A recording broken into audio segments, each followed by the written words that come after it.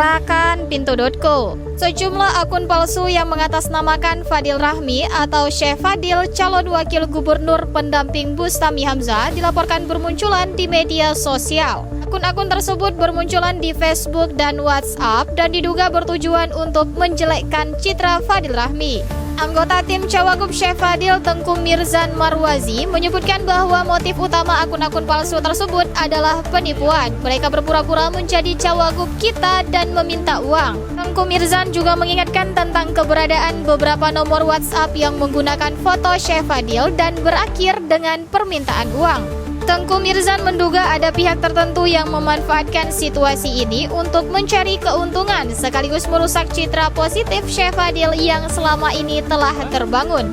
Mau tahu berita terupdate tentang Aceh? Baca berita selengkapnya di pinto.co.